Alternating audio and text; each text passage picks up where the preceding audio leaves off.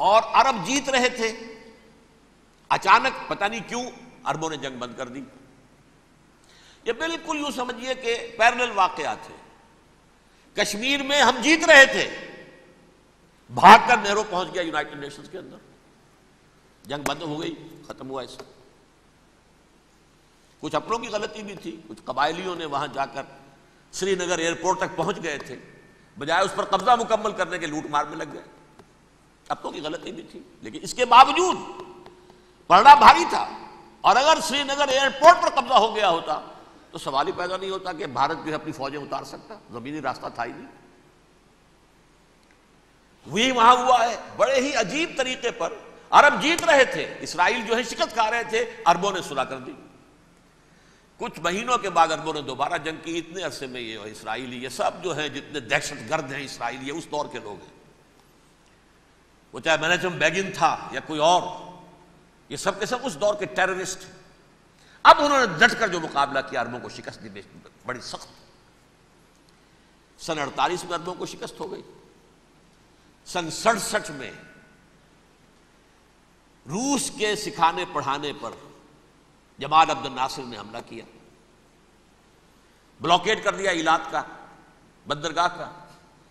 6 دن کی جنگ کے اندر اسرائیلیوں نے روس سے پورا صحرا سینا لے لیا، اسرائیل شام سے گولان ہائٹس لے لیے، اردن سے یہ پورا مغربی کنارہ جو یہ اردن کا حصہ تھا، اور مشرقی یروشلم اردن کے پاس تھا، اس پر بھی قبضہ کر لیا۔ 1967 کی جنگ کا نتیجہ کیا نکلا؟ یروشلم پورا کا پورا یہودیوں کے قبضے میں چلا گیا، جو 1948 میں آدھا کر دیا گیا تھا۔ ویسٹرن یروشلم یہ یہودیوں کے پاس، ایسٹرن یروشلم مسلمانوں کے پاس، اور مشرقی یروشلم ہی میں مسجد اقصیٰ ہے اور قبۃ الصخرہ ہے، وہ مسلمانوں کی تحویل میں تھے۔ اردن کا قبضہ مسلمانوں کی تحویل، لیکن اب 67 میں پورا یروشلم ان کے قبضے میں آ گیا۔ پھر بہرحال مصر نے ایک کوشش کی بدلہ لینے کی سن 73 کی جنگ میں، اور اس میں کوئی شک نہیں بڑی شجاعت کا مظاہرہ کیا۔ رمضان وار آف 1973 بارلیو لائن کراس کر لی، جسے وہ سمجھتے تھے کہ کوئی طاقت دنیا کی ہمارے اس دفاعی جو ہے لائن اس کو کراس کر نہیں سکتی۔ لیکن پھر جب امریکہ اپنی پوری طاقت لے کر میدان میں آ گیا ہے تو ظاہر بات ہے کہ مصر کی حیثیت امریکہ کے مقابلے میں تو کچھ نہیں تھی۔ یہ ہے میں نے جو مختصر سی تاریخ آپ کے سامنے رکھ دی ہے۔ اب جو اصل مسئلہ ہے سمجھیے، سین کیا ہے، منظر کیا ہے۔ یہ پہلو وہ ہیں بہت سے کہ جو شاید بہت سے حضرات کے نگاہوں میں نہ ہوں، باقی تو یہ تاریخ کے واقعات ہیں، اکثر لوگوں کے علم میں ہوں گے۔ یہودیوں میں بھی ایک بڑی شدید اندرونی کشاکش ہے، جیسے مسلمانوں میں کچھ مسلمان وہ ہیں جو نماز روزے کی پابندی کرتے ہیں، دین سے انہیں تعلق ہے، کچھ وہ ہیں جو نہ نماز نہ روزہ نہ کچھ، نام تو ان کے ہیں، محمد حسین ہیں، غلام علی ہیں تو صحیح، سیکولر ذہن ہے، مادی پرستی ہے، کچھ نہیں ہے کہ نہیں، ایسا ہی ان کے ہاں بھی ہے۔ اصل یہودی جو ہے، عملی یہودی، اس کی شکل آپ نے اگر کبھی دیکھی ہو، اس کے سر کے اوپر اونچا ہیٹ ہوتا ہے کالا، ان کی زلفیں لمبی لمبی ہوتی ہیں، خاص طور پر یہ جو ہے کلپٹی کے بال، یہ قلمے جو ہیں یہ تو لا کے چھلے بنا کر بڑا خوبصورت سا جو ہے وہ ہار بناتے ہیں، لمبا کالا کوٹ پہنا ہوتا ہے، لمبی داڑھی ہوتی ہے۔ یہی وجہ ہے کہ مسلمانوں میں بھی مصر میں جس کی لمبی داڑھی ہوتی تھی، اب کچھ حالات شاید بدل گئے، وہ سمجھتے تھے یہ یہودی ہے، یعنی لمبی داڑھی یہودی رکھتا تھا، مسلمان نہیں۔ مسلمان تو عرب صرف ٹوکن داڑھی رکھتے ہیں یا شیو کرتے ہیں، یا سعودیوں کی طرح صرف کوئی نشان چھوڑتے ہیں، اللہ اللہ خیر صلی اللہ۔ لمبی داڑھی شعار جو ہے یہودیوں کا ہے۔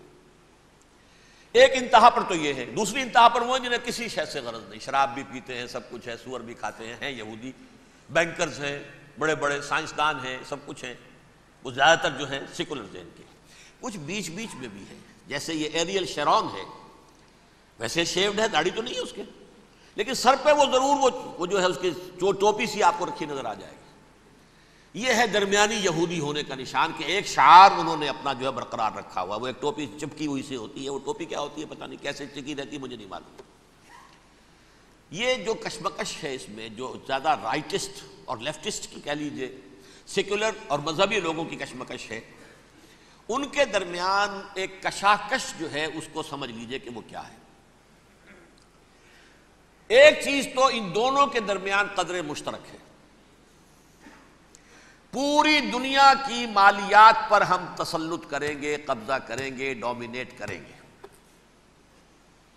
لوگوں کو ہم بنا کر رکھ دیں گے حیوان، ملٹی نیشنل کمپنیاں ہوں گی، انہی کا راج ہوگا، انہی کی حکومتیں ہوں گی، انڈسٹری انہی کے ہاتھ میں ہوگی، لوگ یا مزدوروں کی حیثیت سے کام کریں گے یا تھوڑے سے مینیجرز ان میں سے بھی ہم لے کر کچھ تنخواہیں ان کو بھی دے دیں گے، باقی سود کے ذریعے سے ملائی ہم کھینچتے رہیں گے، مکھن ہمارے پاس آتا رہے گا۔ ورلڈ ڈومینیشن، اکنامک ڈومینیشن، یہ تو دونوں کے نزدیک متفق علیہ ہے، سیکولر بھی چاہتے ہیں اور جو مذہبی یہودی وہ بھی چاہتے ہیں۔ اس کے بعد ایک اختلاف ہے، مذہبی یہودی یہ کہتا ہے ہمیں گریٹر اسرائیل بنانا ہے، اور گریٹر اسرائیل وہ سارے علاقے ہیں جو ان کی تاریخ میں اسرائیل سلطنت کا حصہ رہے ہیں۔ حضرت یوسف کے زمانے میں یہودی جا کر آباد ہوئے مصر میں، جو ڈیلٹا کا علاقہ ہے، زرخیز ترین علاقہ جو ہے، جوشن کا علاقہ، وہ کہتے ہیں وہ ہمارا ہے، کئی سو برس ہمارے ہیں۔ صحرائے سینا ہمارا ہے، اس میں کوہ طور ہے جس پہ حضرت موسیٰ کا ہم کلام ہوئے اللہ سے، تورات ملی، اس میں 40 برس تک ہم بھٹکتے پھرے ہیں۔ صحرائے تی ہے یہ یتیہون فی الارض 40 سنہ، پھر فلسطین تو خیر ہماری جدی پشتی جائیداد ہے، جاگیر ہے۔ پھر یہ عرب جو ہے یہ بھی مدینے تک ہمارا ہے، مدینے سمیت ہمارے قبیلے وہاں تھے جہاں سے نکالا مسلمانوں نے، پورا عراق ہمارا ہے، پورا شام ہمارا ہے، اور ترکی کا بھی ایک علاقہ ہے ابتدائی مشرقی جنوبی، وہ بھی ہمارا ہے۔ یہ ہے گریٹر اسرائیل کا نقشہ، یہ ہم نے بنانا ہے۔ جبکہ جو سیکولر ذہن کے لوگ کہتے ہیں کیا کرو گے اس کو بنا کے، اس میں جو عرب ہیں وہ تم سے لڑتے رہیں گے، تم انہیں مارو گے وہ تمہیں ماریں گے، اگر تم 10 مارو گے تو ایک تو وہ بھی ماریں گے نا تمہارا، ٹھیک ہے، فائدہ کیا ہے؟ اس کی بجائے ہم یہ کرتے ہیں کہ عرب اور اسرائیل مل کر، کزنز ہیں نا آپس میں، آپ کو معلوم ہے بل کلنٹن نے یہ الفاظ کہے تھے جب اسحاق ریبن سے معانقہ کرایا تھا شاہ حسین مرحوم کا، تو کیا کہا؟ You are cousins. Hazrat Ibrahim کے 2 بیٹوں سے نسل ہے نا، حضرت اسماعیل سے عرب ہے، حضور ہے، اور حضرت اسحاق سے یہ بنی اسرائیل ہے، کزنز ہے، یو آر کزنز۔ تو ہم کزنز مل کر ایک اکنامک یونٹ بناتے ہیں، جیسے ایشیا پیسیفک ایک یونٹ بن گیا ہے، آسیان ایک یونٹ بن گیا ہے، وغیرہ وغیرہ، پورا یورپ ایک یونٹ بن گیا ہے، ایک کرنسی بن گئی ہے۔ ہم اس پورے علاقے کو ایک اکنامک یونٹ بناتے ہیں، پیسہ عربوں کا ہوگا، ان کے پاس بہت دولت ہے، تیل ان کا ہوگا، بہت تیل ہے ان کے پاس، مزدور ان کے ہوں گے، بڑی تعداد ہے ان کی، مینجمنٹ ہماری ہوگی، ٹیکنیکل نو ہاؤ ہمارا ہوگا، سائنسدان ہم ہوں گے، ملائی ہم کھاتے رہیں گے، چھاچ ان کو دیتے رہیں گے۔ تو ہمیں آم کھانے ہیں، پیڑ گننے کی کیا ضرورت ہے؟ خام خواہ ان کی دشمنی مول لیں، زیادہ دشمنی بڑھائیں، یہ اس چھوٹے سے اسرائیل کو تسلیم نہیں کرتے، ہم گریٹر اسرائیل کو کیسے تسلیم کر لیں گے؟ یہ لہذا اس خیال کو دل سے نکال دیں۔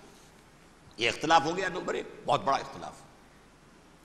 لیکن نمبر 2، اس اختلاف میں اتفاق یہ پیدا کیا گیا، یہاں ایک بات ہم آپ کی مانتے ہیں، ہم کسی بھی پیس پروسیس میں جروشلم نہیں دیں گے ان کو، عربوں کو، یہ انڈیوائیڈڈ دارالخلافہ رہے گا اسرائیل کا۔ اور نمبر 2، مسجد اقصیٰ اور قبۃ الصخرہ کو گرا کر 3rd ٹیمپل بنائیں گے۔ یہ مذہبی یہودیوں کو اتنی رشوت اگر وہ نہ دیں تو وہ ان کے ساتھ کام کرنے کو تیار ہی نہیں ہے۔ یہ پورا پس منظر سمجھ لیجئے، اصل میں بٹوین دی لائنز سمجھے بغیر یہ خبریں جو آپ پڑھتے ہیں۔ ادھر امریکہ کا معاملہ کیا ہے؟ ایک طرف وہ پشت پناہ ہے، حمایتی ہے، پروٹیکٹر ہے، محافظ ہے اسرائیل کا، اسرائیل امریکہ ہی کی آؤٹ پوسٹ سمجھ لیجئے، اسی کی ایک ریاست سمجھ لیجئے۔